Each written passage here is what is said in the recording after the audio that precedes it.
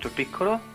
Sì, sono sempre Non ha io. potuto parlare con Fiume, no? No, Allora, Manzini, un attimo ancora. grazie.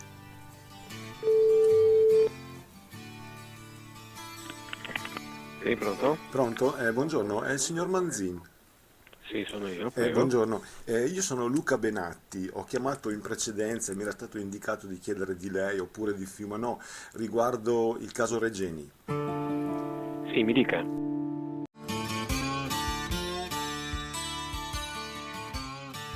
Alcuni giorni fa ho telefonato al piccolo di Trieste perché la famiglia Regeni lamenta poca trasparenza da parte delle autorità egiziane.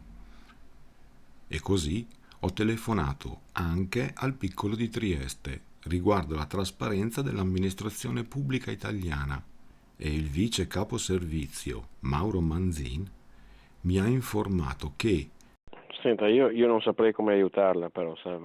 non sa cosa fare se i professori non confermano i titoli di laurea emessi da loro stessi, con tanto di foto, firme e timbri, e Senta, io non saprei come aiutarla, però, sa.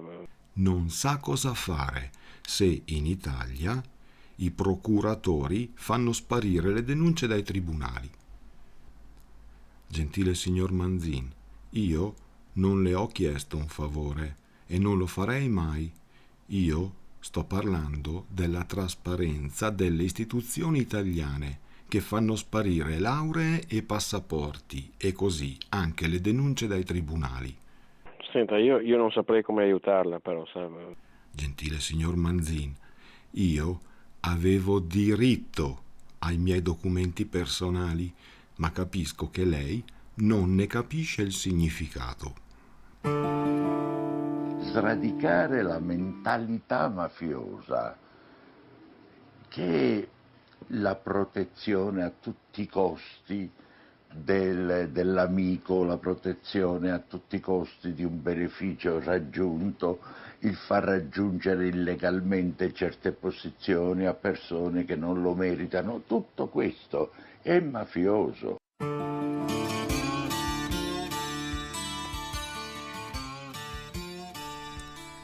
E d'altra parte è chiaro che io non sono uno come Giulio Regeni o come la Chienghe. Io non ho studiato dai preti. Io non so niente di giustizia dell'altro mondo e la giustizia dell'altro mondo, fra l'altro, non mi interessa nemmeno. A me basta avere giustizia qui, in questo mondo, secondo le leggi per cui falsari e mafiosi vanno perseguiti, ma in Italia la legge di questo mondo non ha nessun valore. In Italia vale solo la giustizia dell'altro mondo, la giustizia a cui siete stati educati e di cui siete fieri. E quindi come è arrivata in Italia? Quindi attraverso il vescovo della mia città abbiamo trovato una borsa di studio per andare a studiare all'Università Cattolica di Roma. Attraverso loro, che sono suore laiche, mi hanno dato la possibilità di avere anche dei documenti, perché se non hai la borsa di studio. E d'altra parte, secondo gli atti degli apostoli, fu proprio San Pietro a dire che la legge di Roma, la legge di questo mondo, non è la vera legge da rispettare. Perché dovrei sorprendermi se, per coerenza, avete chiuso i tribunali?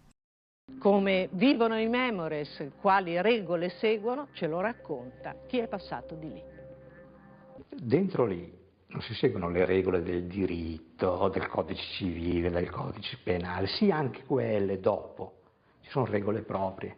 Le regole proprie sono proprio quelle dell'avvenimento, Cristo nella storia, prescelti tra mille, noi rappresentiamo questa cosa, per cui è più importante obbedire a questo Dio incarnato o alle leggi degli uomini, è più importante obbedire al Dio incarnato, è questa l'urgenza. Le regole sono proprio regole proprie. È proprio a causa di questa riluttanza al rispetto della legge di questo mondo che, anche agli occhi degli antichi romani, i cristiani erano solo dei barbari, non civilizzati, una banda di mafiosi, rozzi e ignoranti. E questa pretesa di avere alti valori morali al di sopra della legge contraddistingue ancora oggi questo retaggio barbarico. È ovvio che mi chiedo, ma cosa volete ancora? Il paradiso anche da morti? Gentile signora Regeni, il fondamento culturale delle leggi razziali di Mussolini è scritto nel Concordato, che è un documento soprattutto cattolico. Il Concordato è l'esaltazione del primato cattolico e Giulio andava proprio d'accordo con questa gente, così tanto che in 18 mesi, per miracolo, è passato dalla terza media a Oxford. È proprio grazie a questa gente se in Italia non c'è un diritto su cui possiamo fare affidamento, non possiamo contare nemmeno sui documenti personali, e il fatto che lei ora chieda la giustizia di questo mondo...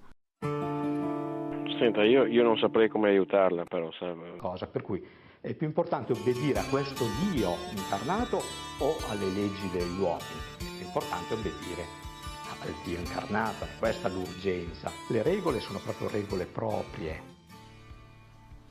Riassunto dei video precedenti. Specialmente e immancabilmente nei miei video dico che alcuni anni fa una università inglese mi ha offerto un dottorato di ricerca, ma i professori nella foto della mia cerimonia di laurea, i professori Emilio Tiberi e Bianca De Bernardi dell'Università di Verona, non hanno confermato il titolo di laurea emesso da loro stessi con tanto di foto, firme e timbri, e mi hanno fatto fare la figura del falsario. Nello stesso periodo mi fu rubato il passaporto e, nonostante io abbia richiesto immediatamente il duplicato e pagato in anticipo nelle mani del console onorario, il consolato mi ha risposto dopo 9 mesi per informarmi che nel frattempo mi avevano cancellato dalle liste della popolazione.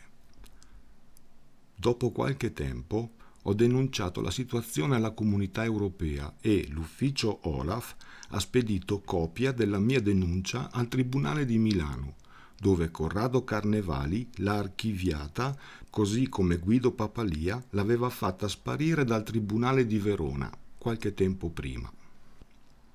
Giusto per essere chiaro, di tutte queste cose ho scritto un libro con nomi e cognomi, foto, firme e timbri e, specialmente immancabilmente, lo disse anche Cristo, che la legge di Roma, la legge di questo mondo, non è la vera legge da rispettare.